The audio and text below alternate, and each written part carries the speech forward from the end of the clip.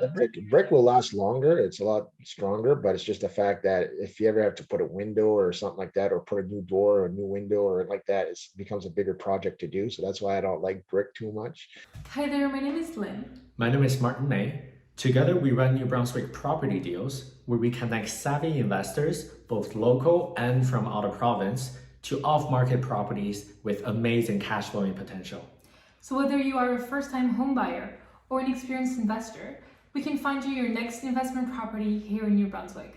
Because in Montreal we're very used to seeing brick. Yeah. But right now I feel like it's all vinyl, at least in Central.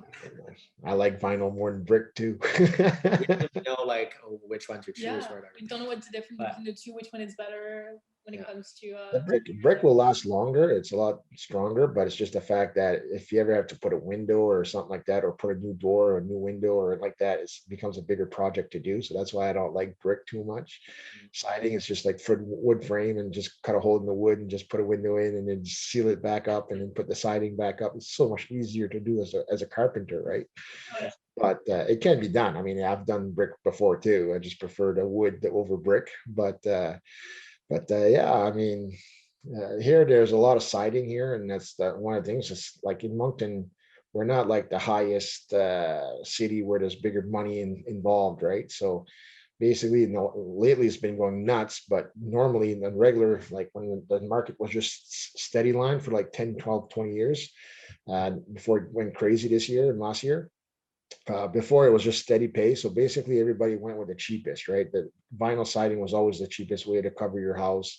A lot of them, they would cover a lot of the old siding with a new siding over it, and then it'd be cheaper to get right around that. Then you had to work around the windows and doors to have little build-ups and stuff like that. But yeah, I mean, brick, the fact is that the mortars lines eventually start cracking, they start leaking, and then it pretty much sucks when the whole wall falls down because it's not attached to the wall and stuff like that. Just some of the old days, you've seen some houses that they don't tie it to the wall, the sheeting, because you're supposed to every 4 feet, you're supposed to tie it to the actual sheeting of the wall so that it doesn't move out. But if it's just a brick going straight up and then eventually they start getting loose, well, they can then eventually all fall off, right? Because they're not attached to the house. So there's some of that going on.